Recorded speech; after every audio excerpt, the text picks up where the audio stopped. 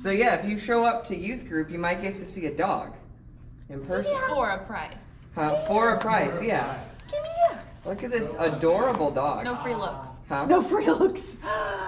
Oh, yes, but you get pats, don't you? Yes. Hi, baby. Come here, baby. Hello. On camera. Wow. He is not camera shy. No, he's not. He loves attention. You know who else loved attention? Samson from the Bible. And you know what he did? He pulled down the entire building and killed a bunch of people and himself. Is he gonna do this too? That's why we named him Samson. We're ready for it. All right, let's go do these Ignite Olympics. How about it? Where's your food? All right, we got our cups in here. We started with 6. It looks like they broke some of them during the practices beforehand. So that's pretty fun. All right. Follow me this way.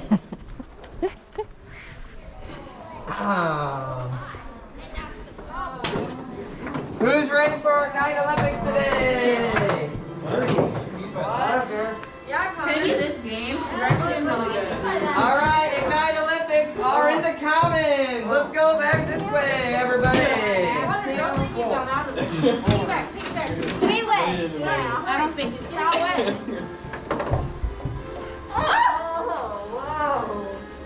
I will get out of here. Nice, Eddie.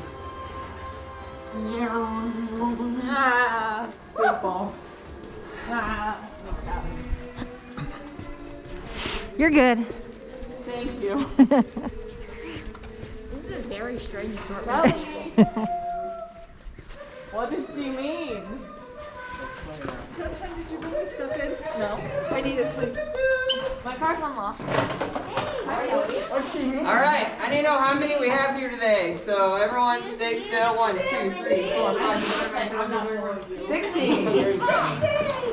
16. Somebody came after I counted. All right. Which means for our Olympics, you all need to partner up. Wow, don't do it all at once. So you're gonna partner up. Johnny Boy. Everyone get in groups of 2. That means partner up. All right, there we go. There we go. All right, so this is my favorite part. You're going to go. Wait a minute. Do we have an odd number? Why did I keep counting 16? I don't know. It's 15. Count somebody twice. Who am I counting twice? Huh?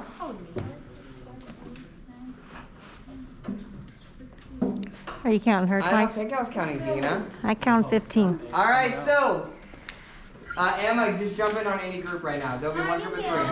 All right, so what this is going to be, has anyone, some of you have been practicing already, but this is the Flip Cup Olympics. So, your job, you are going to compete against your partner. One, but they use it with alcohol. Like Yes, yes, there are versions of this with alcohol. This one does not have alcohol. Okay, so sorry to get your hopes up. Obviously. So who is gonna be our first grouping to go? Is the group of 3 going right now? All right, come on over. All right, so you get 2 cups, and it's the first to get 2 points. So you have to hit on the edge, and if it lands like this, that's an automatic win. If you can get it to land upright, that's worth 2 points, so you win. All right? If you land like this, that's 1 point. Got to get your other one, all right? So it's the first one to get 2 points. Are you guys ready to understand how it works? All right, go. There's one. Oh my goodness, it's so close. It is so close. All right, we got a winner. So Emma, you are in the winner's bracket. Now the next 2, who's coming next? Yeah. Which group's coming next? That was it? It's quick. Oh, okay. All right. It's very quick. Ready? Your turn. Ready, set, go.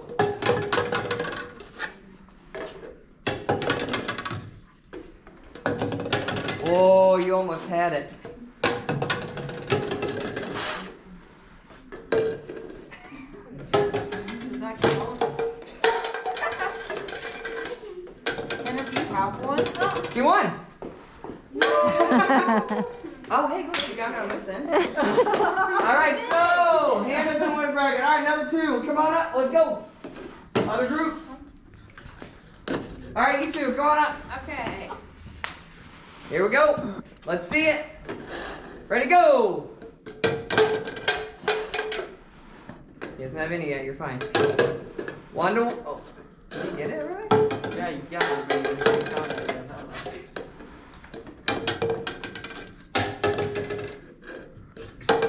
Oh, that's close.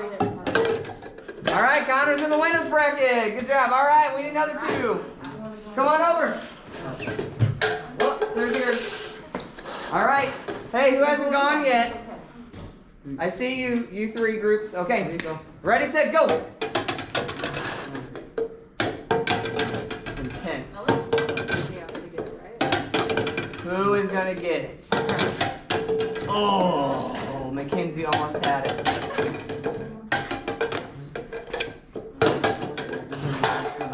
Oh, that would have been cool if that counted. Do they have any yet? No. There's one. There's two. All right, Mackenzie's in the next round. Gabby and Mallory. Ready, set, go! Oh, Mallory's got one, Gabby, but oh, Mallory's done. All right, oh, we got the Hambies. All right.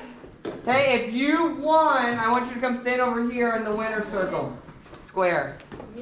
All right, ready, set, go.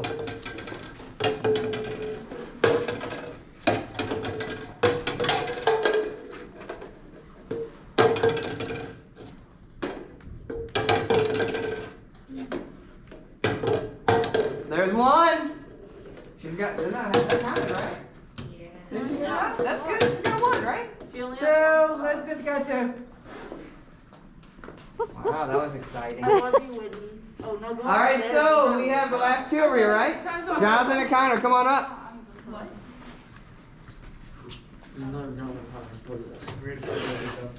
Yes, you can grab another one here.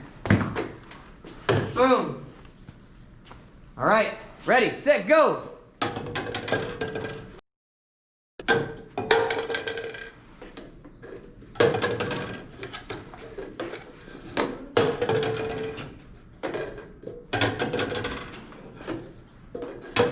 Oh, man. Oh!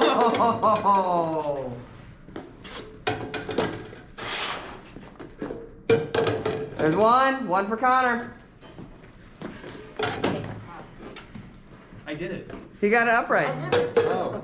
Oh, that stinks. Jonathan just won. All right, so Jonathan, you're over here. All right, so we have 7 winners. Are you guys ready? You're all going at the same time. Wait, what? Oh. You ready? Come on over. This is the first, it'll go in the top, the first 3-point getters, all right? When you get it in, whenever you get it to flip over, if whoever's first, we'll get it. It doesn't matter if it's up, standing upright or upside down.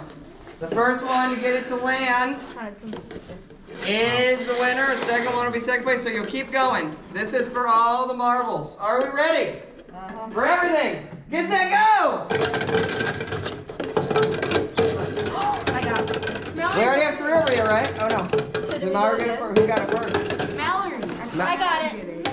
So Mallory, then Mackenzie, then Hannah. No, I got it. No, I got it. he did. I got it. He got it. Oh yeah, these Yeah. 3 got it right away, Yeah. right? Yeah, we already had 3 winners. Yeah. All right, so what was the order here? Did anyone get to see it? It was I very think he quick. was number 1. I was 3rd. Okay. think ours are like the exact same. All right, so Mallory and Mackenzie are sudden death for the ultimate prize. All right, everyone, back out. This is for all the marbles. Connor gets 1 point for 3rd place. Here's our first and second point getters. Are you ready? Set, go.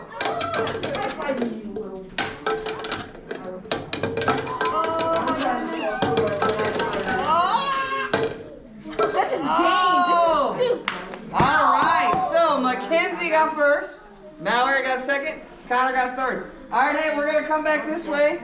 Are you guys see the little puppy? Yeah. You guys can go say hi to Samson if you want.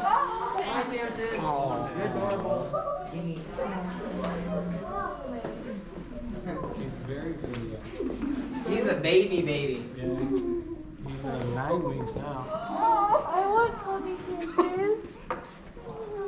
I got kisses. Okay, piggyback ride. All right, hey, we're gonna come back over this direction and give our Ignite winners. Legs in. Yeah, we don't really we don't like it when I sleep. Bye, Samson.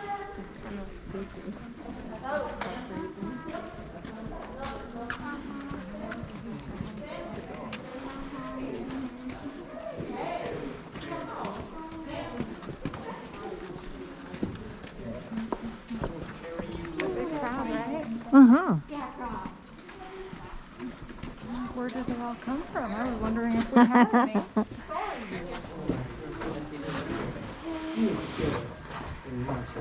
All right. So our current totals are up on the board, but now we are adding more to our totals. So let's get some music. Let's see if it works. All right. So we have first place. Is she in here? Mackenzie. Your first time at youth group, she gets first place. So you get to come and write your name on the board, and you give yourself 3 points. Yay! We have a first time point getter. That was not loud enough. We have a first time point getter. Good job, Mackenzie. All right, second place was Mallory. Come on up. Mallory gets 2 points in her total. We have another first time point getter. Today you got it right. 2 points. 2 points. And Connor. Another first time point getter. The trifecta of first time point getters. Stinking-tastic. 1 point for Connor.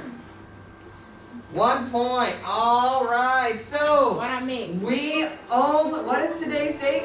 January 20th. So we only have 1 more week in our January Olympics. So right now, just so you guys know, there is a 3-way tie for first place with Kenzie, Alexis, and Mackenzie.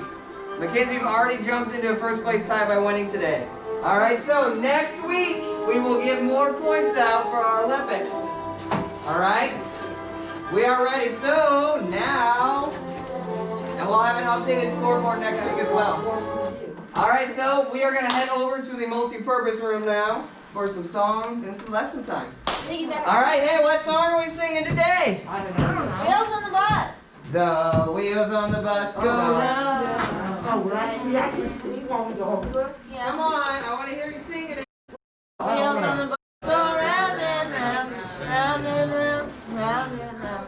Wheels on the bus go round and round.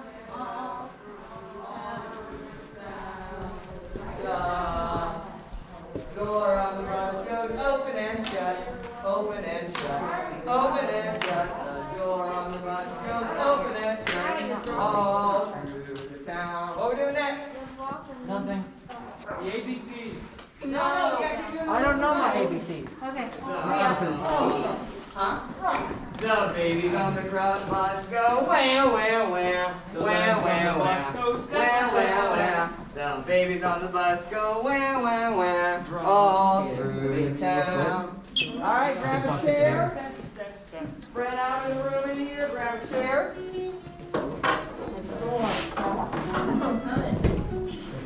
Oh, we have a new one.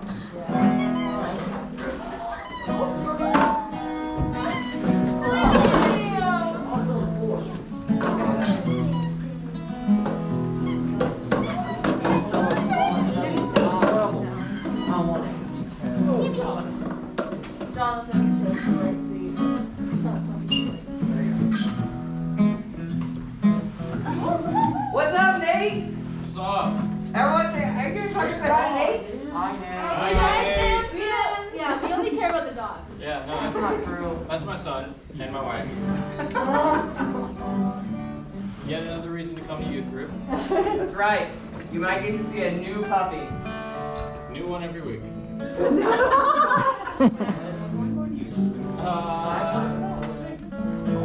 See if he poops in the house again.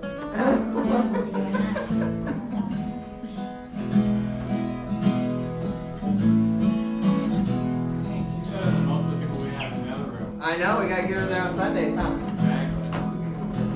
Alright. You guys know Graves in the Gardens, right? You guys know Graves in the Gardens? Yeah. Super simple song. Please sing. My throat hurts. I searched the world, but it couldn't fill me. Man's empty grave, pleasures that fade, never enough. You came along, put me back together. Every desire is now satisfied here in your love.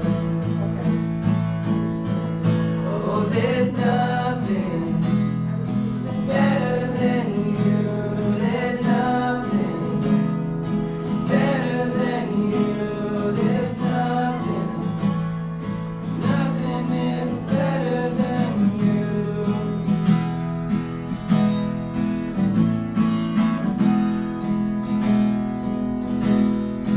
I'm not afraid to show you my weakness, failures and flaws. Though you've seen them all, you still call me friend. 'Cause the God of the mountain is the God of the valley. There's not a place your mercy and grace won't find me again. Oh, there's nothing better than you. There's nothing better than you. Nothing is better than you.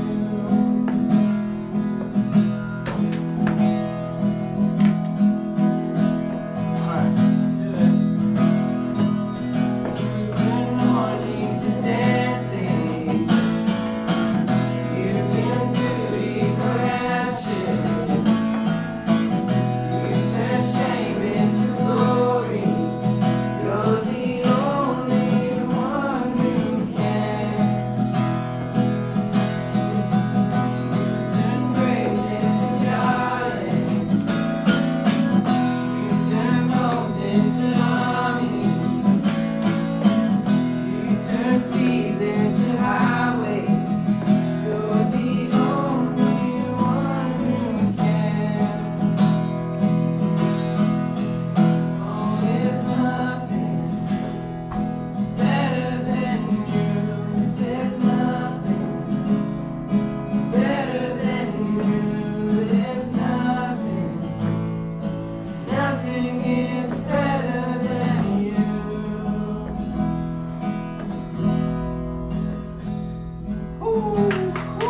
Yeah. That song always hurts, but it feels so good, you know what I mean? So this next song, it's called Simple Gospel. You may not know this song, but I've been listening to this song all week and I absolutely love it. You don't need to sing along to this song if you don't want to. It's very repetitive and it's only 4 chords, which is one of the reasons I like it so much. But it's got such an amazing message. Some amazing things that people don't think about, especially for young people like us, you know. I say us. I mean you guys. But just that everyone goes through these kinds of struggles, you know.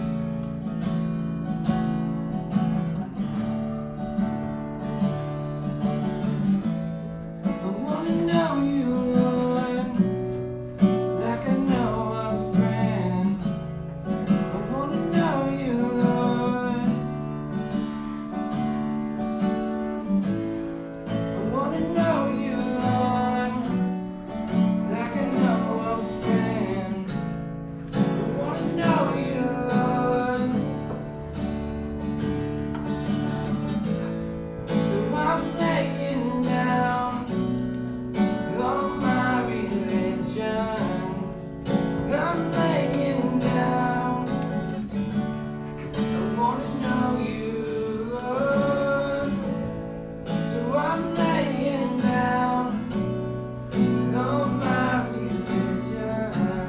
I wanna know you, Lord. I wanna know you, Lord.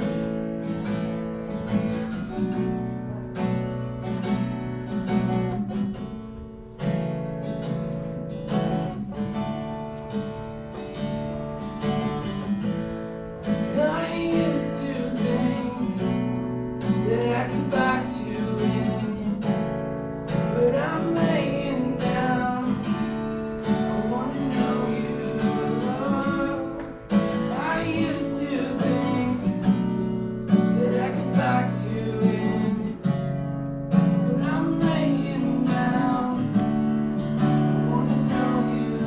So I'm laying down on my religion. I'm laying down. I wanna know you. So I'm laying down on my religion. I'm laying down. I wanna know you.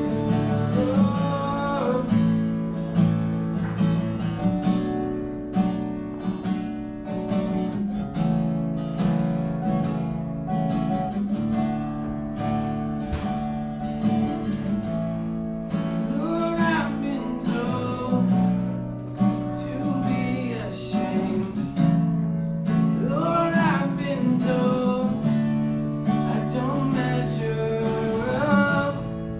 Lord, I've been told I'm not good enough, but you're here with me.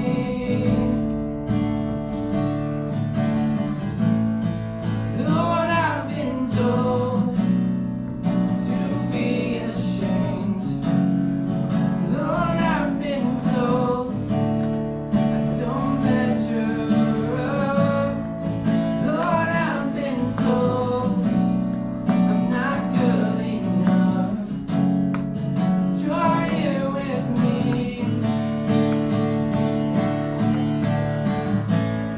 And I will rejoice in the simple gospel. I will rejoice in you, Lord. I will rejoice in the simple gospel. I will rejoice in you, Lord.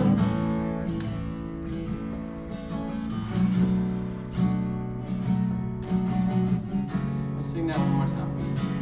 It's the last part. I will rejoice in the simple gospel. I will rejoice in you, Lord. I will rejoice in the simple gospel. I will rejoice in you, Lord. Alright, yeah. Awesome. I hadn't heard that one before. Thank you for leading that.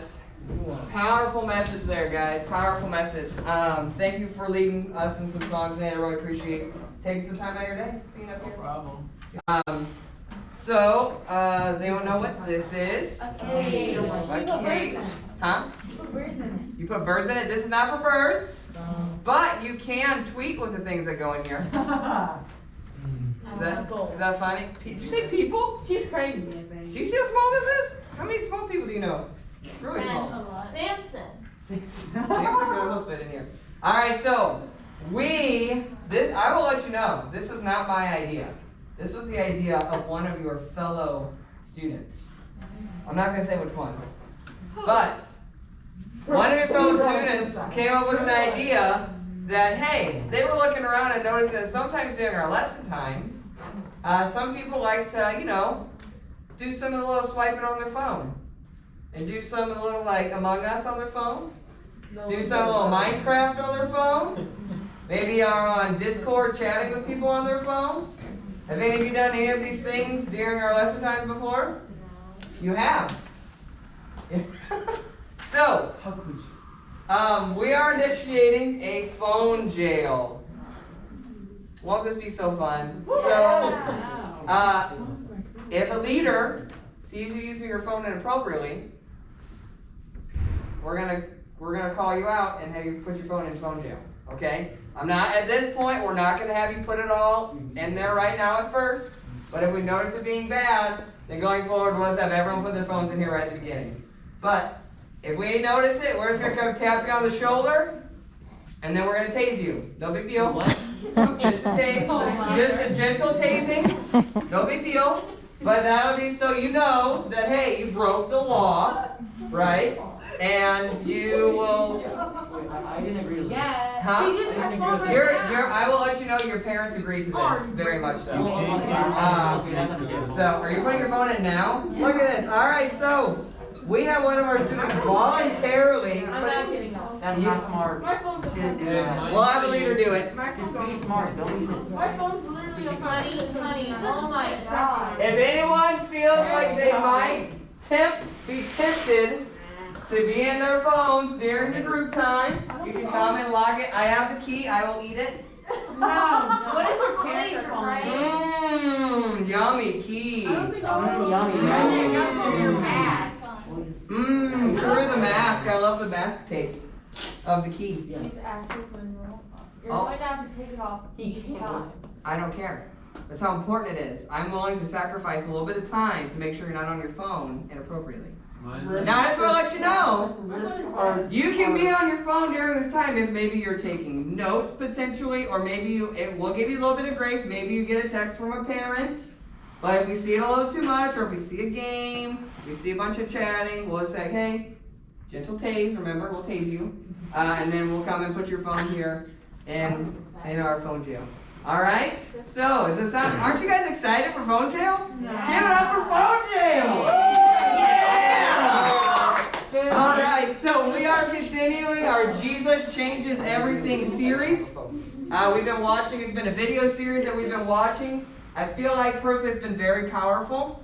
Last week, did you guys enjoy the video at the beginning of last week with like the stormtrooper? Yeah. That was funny. That was really fun. Yeah, so it's fun, it's done really well, we have good stuff, but it's got a very powerful message. So we've talked about how Jesus gives us a new self, a new identity, and then also last week we talked about how we get new relationships with Jesus. So today we're talking about habits, that Jesus can give us new habits. So we're going to focus up, we're going to watch our lesson, and we are going to learn. Watch out for the tasers. Is there actually a paper? Oh, this is one I was told of. Alexa. Yes, Jesus for you. I know. 100% chance of rain. You know, I think her phone needs to go. Alexa, what's the capital of Oklahoma? Oklahoma City. Oklahoma. Alexa, toilet paper. Thanks to this incredible you. technology, you can live a life almost completely void of pesky, annoying human interaction, which is wonderful, but makes accountability difficult. Introducing Alexa Alert. Clavicle, scapula, manubrium. Is this a party? No, Alexa, we're just studying for an anatomy exam. Room diagnostics indicate multiple teenagers, one untrustworthy male, 4 solo cups. It's chocolate milk! Calculations complete. Party confirmed. I've alerted the proper authorities. They will be arriving in 6 minutes. Try fire and brimstone mode. Did the Savior die on the cross just so you can throw your life away with drugs? I'm miserable. You know what's miserable? The fiery flames of eternal judgment, condemnation, desolation. Mike! You lied to me! You said you cleared the paint out of the garage! I don't remember that. Alexa? Hey Mike, can you get those paint cans off the top shelf for me? Absolutely, Mother. You won't regret asking me for help. Would you like a printed transcript? No. Printing now. Act now, and we'll also throw in the Alexa Alert Air, the world's first unmanned accountability drone. Because things won't get improper if you're followed by a chopper. This is nice. Lice! Gross! Is it itchy? Thank you. The Alexa Alert, your accountability assistant. I'm sold. I want one. I'm concerned.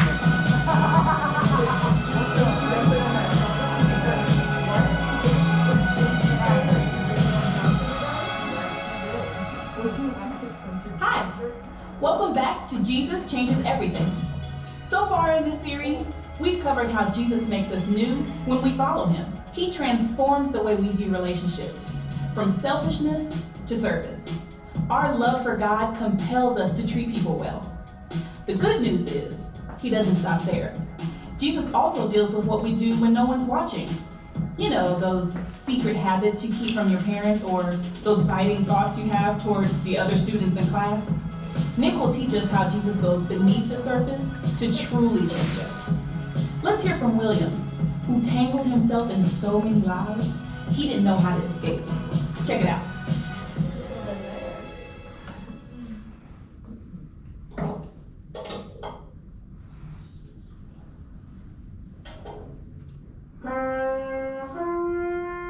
Growing up in Sunday school, I think one of the most things that they tried to push was it's not right to lie to your parents or to an adult, and for whatever reason, it just came easy to me.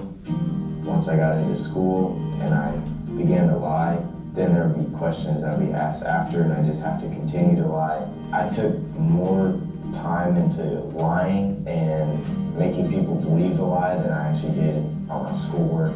My teachers, they started to distrust me, and almost everything I said was responded with a question. When my friends and I were to be approached by a teacher and asked about a certain situation, I would already have a background story, and so I'd just go ahead and lie because I knew I was going to get out of it if they didn't say anything, but because my friends didn't know anything, we'd all end up getting in trouble. It not only affected how my teachers were to look at me, but also how my friends were to look at me. I had a friend in school, he had good grades, he was just a good kid all around, but he was asked by a teacher if he had just tossed something from one lunch table to the next lunch table, and it was just a simple, yeah, I did it, yeah, but he went ahead and said no, and when I heard him say no, it kind of showed me, I was like, maybe I did that, maybe I caused him to do that. And try to tell him, don't do that, because you'll lose trust in people, you'll lose your friends, you'll lose a lot of things. I began to realize that lying has a great effect on other people. Emotionally, it was sort of a shock for me because I didn't realize that people would pick up my habits. I thought about my lying, and all the old Sunday school stories started to come back, and they would always say, if you have a bad habit, you should pray about it.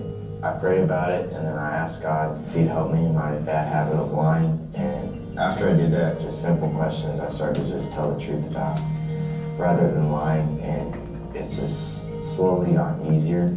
If you pray about it, God will help you whatever you need help with. It's interesting in our culture today how often people don't tell the truth, right? I mean, people get into these web of lies, and just dishonesty is everywhere, especially in school. I mean, William was struggling with lying at home, lying with his homework, lying with so many different things that he was doing. I remember when I was in school, it felt like the majority of the students were cheating, that it became so normal that people didn't even think it was dishonest anymore. But the truth is that God says that, man, if we're going to follow him, then we need to be willing to surrender everything, that we need to be holy as he is holy. So the question for you and for me is, what is it in our life that needs to change? What habit have we gotten into doing, right, that just isn't right, that we know isn't right? And when we're praying, we're thinking before God, that we know that this is standing between us and the holy God.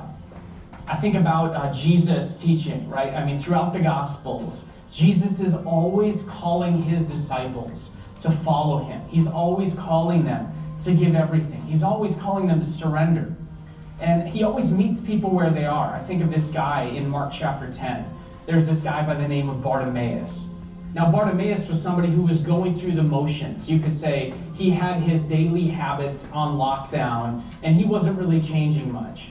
I imagine Bartimaeus was hurting. I imagine he was searching. I imagine that he was looking for meaning in his life when Jesus showed up one day, and literally Jesus came into Bartimaeus' neighborhood.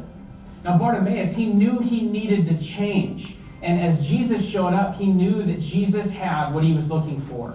And so Bartimaeus started to cry out, said, Jesus, will you have mercy on me? Jesus, will you have mercy on me? Literally, he's crying out for help. And I just love this story because there's all these people around, a whole crowd, and Bartimaeus is kind of off in the corner. And yet Jesus hears that one small voice of Bartimaeus. In the midst of all the crowd, all the noise, all the voices, he hears Bartimaeus. And I want you to know that Jesus hears your voice. If you're willing to cry out to him, if you're willing to be real about the things you've been struggling with, the sin in your life, those habits that you've gotten stuck in, he alone can set you free. Jesus looks towards Bartimaeus and says, bring him to me. And Bartimaeus is picked up, literally this guy in Mark 10. It says in Mark 10 that he's blind. And so he's literally carried and brought over to Jesus. And Jesus looks at him and says these words that are just crazy to me. He says, what do you want me to do for you? I want you to think about that today. I want you to imagine, Jesus, what can I do for you? What can I set you free from? What is it that you've gotten stuck in your life? See, the question is, are your habits pointing you to Jesus? Or have you found yourself getting into some things, some activities that are drawing your heart and drawing your affections away from him? You know, sometimes I look at my time and I say, how much time am I spending on things that are stirring up my heart for God? And how much am I wasting my time on habits that are pulling me everywhere else? The more time I spend on social media, the more I find myself comparing to other people, wanting their clothes, or reading comments, or thinking mean thoughts. Certainly it's not drawing me closer to God. The more I spend time playing video games or doing anything, right? There's so many activities that pull us away from God's best. And yet Jesus offers us a reset of our habits. He offers us a reset in our hearts, because that's what this all comes down to. Is these things that make up our time, they end up making up the things that we treasure in our heart, and they change the way we view God. But Jesus wants to offer you a reset. He wants to offer you a clean slate, a new beginning, and a chance to follow him in every area of your life.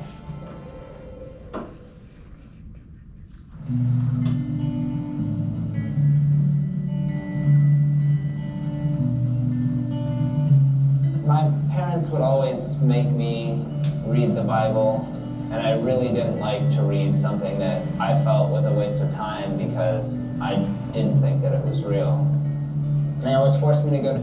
It was good for me, and that I needed to do it, but I never understood why. And I always doubted God because he had never shown himself to me, and I never had an emotional experience.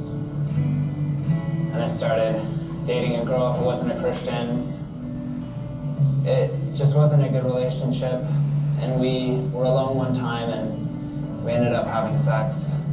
I ended the relationship, and my depression just kept getting worse. And I started drinking and doing drugs with a friend of mine to try to make myself feel better, but it didn't work, and it just made me feel worse. And one day I was sitting in my room alone, just thinking about everything. I was really depressed and just thinking about suicide. And I heard a voice tell me that everything was going to be all right and that I didn't need to worry. And I knew that it was God.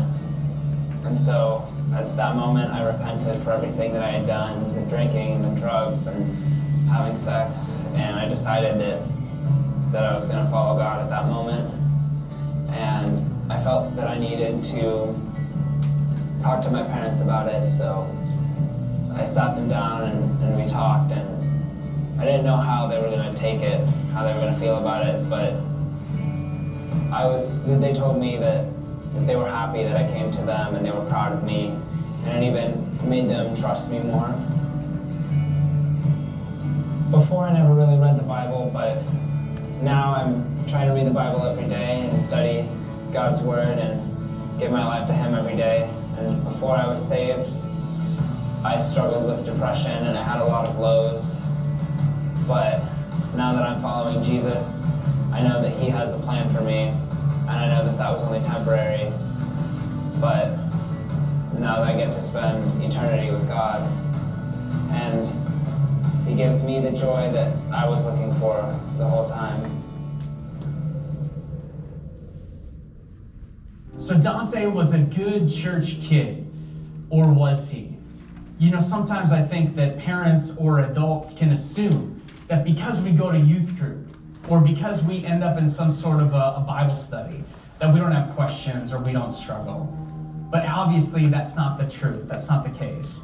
You know, just because we go to church, just because we even study our Bibles, doesn't mean we don't have questions, and doesn't mean there aren't real challenges when it comes to faith. You know, Dante was struggling with some questions. I mean, and those questions are okay. I mean, it's okay to ask questions. It's okay to wrestle with the words in this book and the things that are said on a Sunday or Wednesday or wherever you are. That's okay to have those questions. But Dante's story went south when he took those questions and he just wrestled with them on his own, and he ended up going down a completely different path. You see, rather than wrestling with truth amongst godly friends or people who could answer his questions with grace, he decided just to go and numb the pain. And he found himself going down this path that he never intended, right? When we start to get into habits that are maybe a little bad, right? We kind of dip our toe in it. We think, there's no big deal. I mean, I'm just going to go hang out with some people. It looks like it's fun. But you see, all of a sudden, it just keeps getting worse. I mean, that one decision turns to another. All of a sudden, we're in a situation we never thought we'd be in. All of a sudden, right, we're drunk. All of a sudden, we're doing things that have regret. And we feel like, man, there's no way we can get out. But you see, that's not what God intends for us. A couple years ago, we started giving this invitation at our events for a second chance, right? And literally, we'd say, what is it in your life that's separating you from God? And we started putting out trash bins and prayer walls and inviting people to confess their sin or the issues that had been hidden. And we invited them to come and bring them into the light. You see, that's what Dante did. He confessed it to his parents. And all of a sudden, he found grace, and he found his life put back together again. You see, at our events, we saw hundreds and young people, we still do, people coming and confessing their need and saying, God, I have messed up. I need you to get me back on the right pathway. I think about the book of Hebrews. Now, in Hebrews 11 and 12, they're two of my favorite chapters in the Bible. Hebrews 11 talks about the heroes of the faith. It talks about these men and women who have done amazing and incredible things for God. And for me, it inspires me to say, man, I want to be like that. I want to follow Jesus. I don't want to live a double life. And I know you don't want to either. Man, none of us want to be fake. But Hebrews 12, after Hebrews 11, says, man, therefore, since we're surrounded by this great cloud of witnesses, it says, let us throw off everything that hinders and the sin that so easily entangles. See, that's what we need to do with our habits, with anything destructive, is we need to throw off all of it. Anything that's going to cause you to not have God's best for your life. Is it really worth it? Right? I mean, sometimes I think we look back at the decisions we make and we're like, what was I thinking? Right? I don't even know what I was doing right there. And I think Dante, if he was there with you right now, I'm sure he would say, man, don't do it. Trust me, I've been there. And I want to tell you from my life story. Man, there's no regret when it comes to following Jesus, but your life is full of regret when you turn your back on him and run after the world. You see, Hebrews 12 doesn't just say throw off everything that hinders. It says let's fix our eyes on Jesus, the author and perfecter of our faith, and let us run with perseverance the race marked out for us. You see, the first step for you is being honest about these habits and these things that have been destroying your life. But you see, you need to replace those with new habits, habits that are actually going to fulfill you. I want to challenge you to find somebody, get an accountability partner, get a mentor, find your youth pastor, whatever, and just say, man, I'm struggling with this. Would you pray with me? And would you hold me accountable?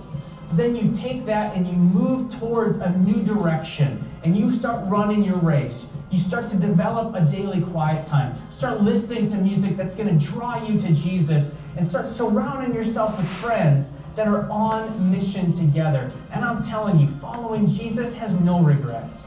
Following Jesus, you can be a part of changing the world. God is doing a new work in you. He's the author. He's the perfecter. Keep your eyes fixed on Jesus. What you do matters to God. He doesn't want to leave you as you are.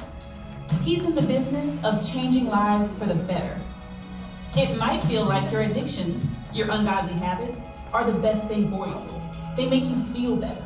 They distract you. But as Nick said, they will never fulfill you. It's time to come clean about the bad habits in your life. Maybe it's lying like William, or sex, drugs, and alcohol like Dante. Or maybe your thoughts about other people are out of control. Or maybe you gossip about your friends behind their backs. Whatever it is, you can bring it to God. Take that bold step and confess your sin to a trusted friend or leader. Listen to what God has to say in His Word as you discuss it with your group. I'll catch you next time. All right, so we're gonna go to our small groups now. What I want you to be thinking about is something that was really powerful that he said during that lesson at the very end. He used the scripture from Hebrews chapter 12. And he said two things that I thought were really important. He said that to fix our eyes on Jesus, we need to do two things. We need to throw off everything that hinders us, and we need to get rid of the sin that entangles us, right? So he gave two different things. So what that tells me is there are things in our life, there are habits in our lives that are sins that distract us from God. Would we agree with that? Whether it's lying, or cheating, or stealing, or whatever it is. But there's also other things in our life that aren't really sin but distract us from God. Right? Have you guys thought about that? That there are things in your life that maybe they aren't sin, but maybe you need to change a habit to maybe do those things less so you can focus more on God. Maybe you realize these habits, maybe it's playing video games. Maybe it's something, maybe you're so devoted to sports and practice that you don't give time for God. Maybe it's watching TV shows. Like some of those things maybe aren't sins in themselves, but what they can do is they can lead to those. So I want you to be thinking about in your life, maybe some sins or maybe even just some things that entangle you. Some of the things that maybe distract you, those habits you have. And that's what we're going to be talking about during our small group time. We're going to be sharing your highs and lows with your group.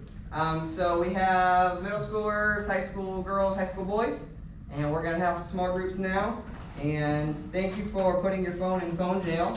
Everyone can say bye to the stream. Did you guys notice Liz had the stream on her head the whole time? Bye.